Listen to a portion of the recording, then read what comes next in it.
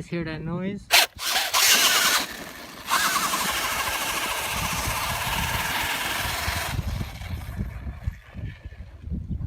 Alright folks, so I've been having a lot of issue with the front differential on my DHK Maximus. So I'm gonna replace it. Got a new part here. This is the whole gearbox for the front diff. And here's the SKU number if you guys are interested. Right? So first things first. We want to remove this whole front bumper unit. Alright? So I've done this before, so I kind of know what to do, but I might as well show you guys since I'm doing it anyways. And it's easier to get this whole thing off if you take the front bumper off. There you go. And these two holes here makes it easier for you to stick your Allen wrench or your Allen key or your hex key into here so that you could loosen these two screws, which are these two right here, and then there's another two down here. And once you've taken that off, this whole front unit can come off just like that. Put that to the side, and now you could take off this suspension plastic plate. I'm not sure why DHK decided to make this plastic when they made this one metal down here. But yeah, you take this off, take off this plate down here, and you're basically halfway there. And then you take these three screws off, which I've already pre-loosened. Oh, I gotta get this middle one.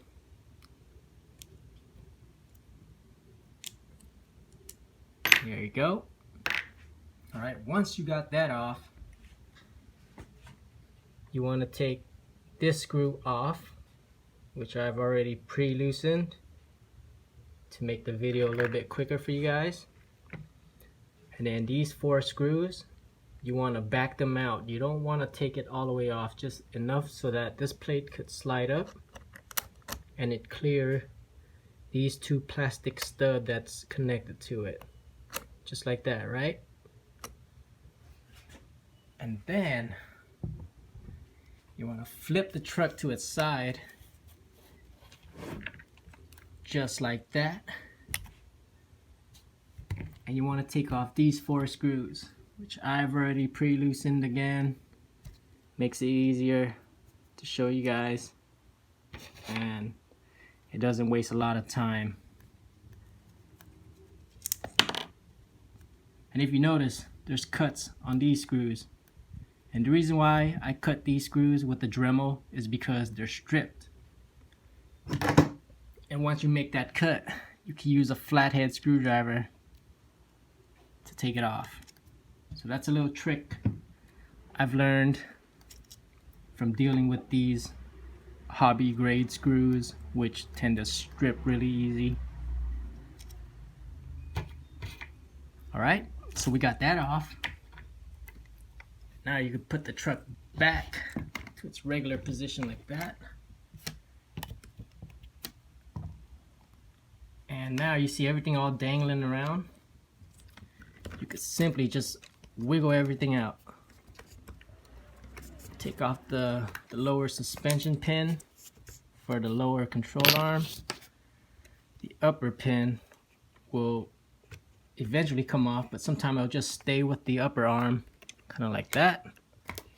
There you go. See how everything's coming off now? And remember when I said you want to back this out a little bit so you could pass this stud that's connected to the front diff. And now that's off. So what you want to do now is just pull everything out. There you go. Here is the front diff gearbox, the old one. If you notice, the dog bone cup, it's not in good shape. Same with this side, it's not in good shape. and same with the one that connects to the driving part of the dog bone.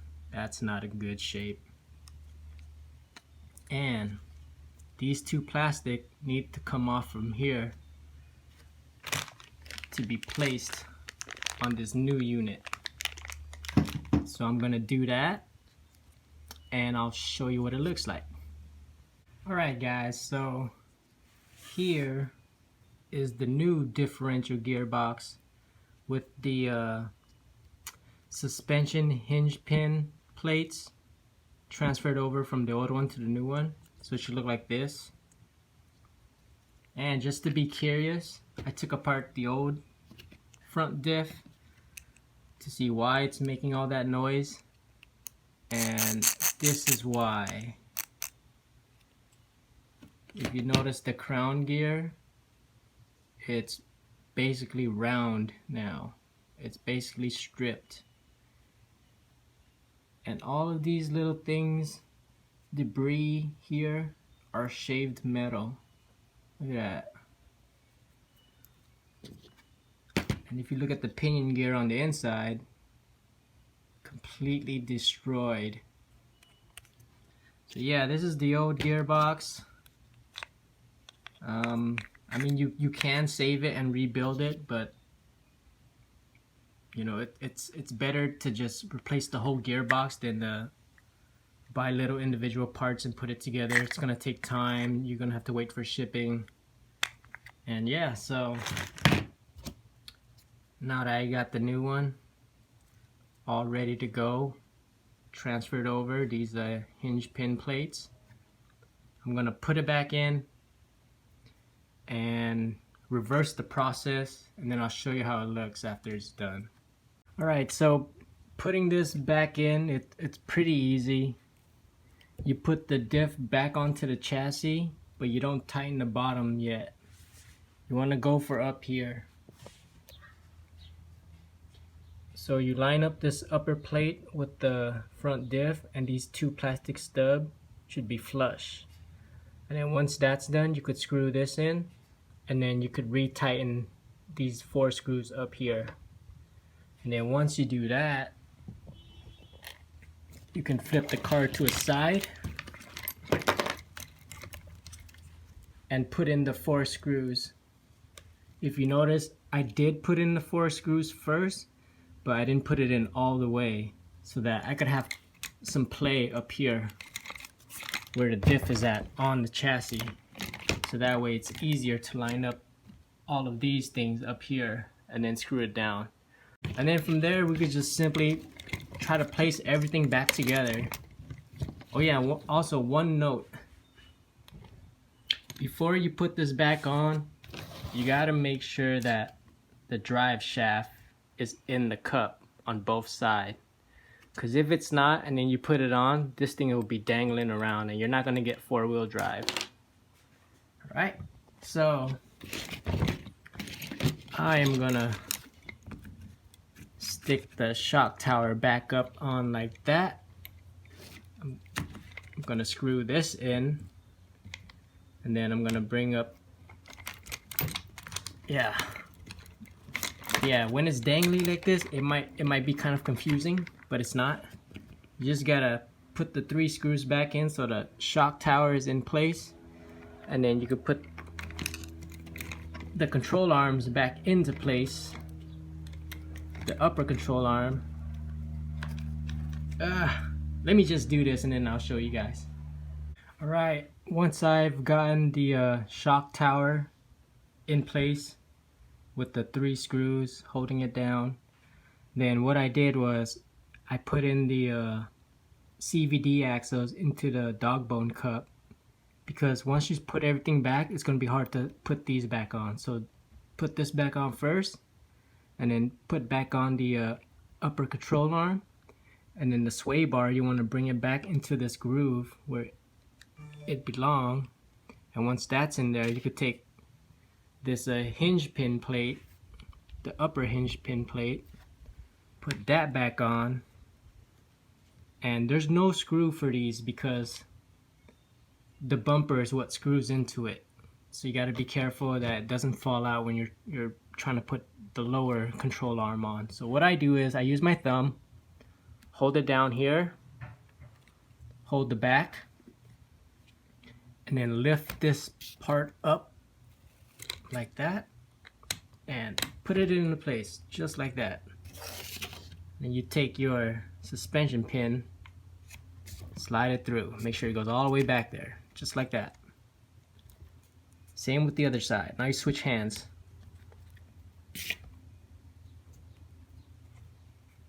You gotta be careful so that, oh, well, see what I mean? Dog bone came off.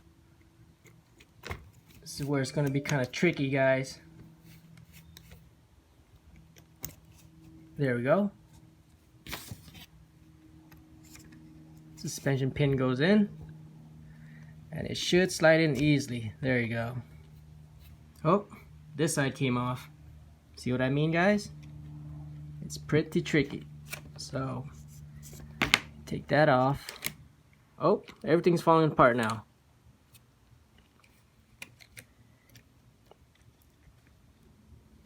Yeah, this thing is tricky. Come on, CVD axle. Oh, all right.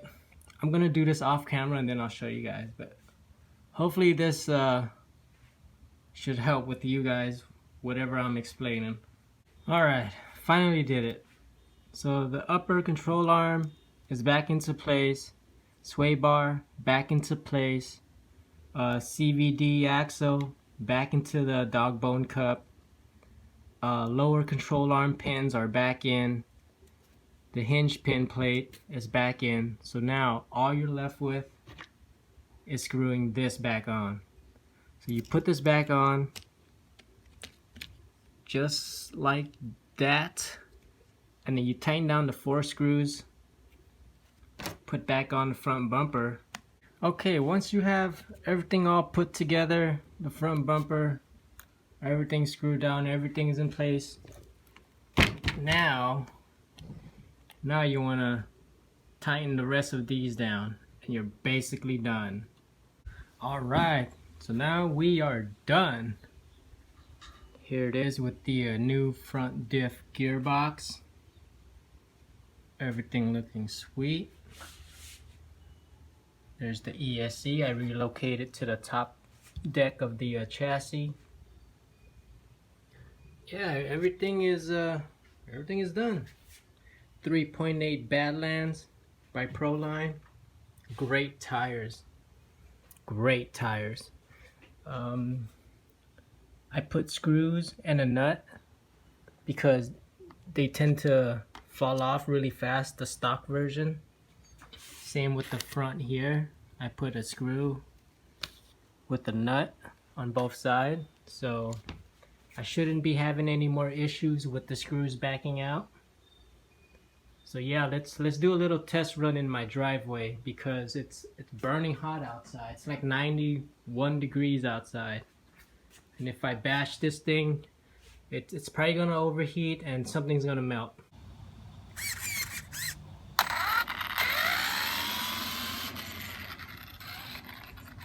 Sounds really smooth.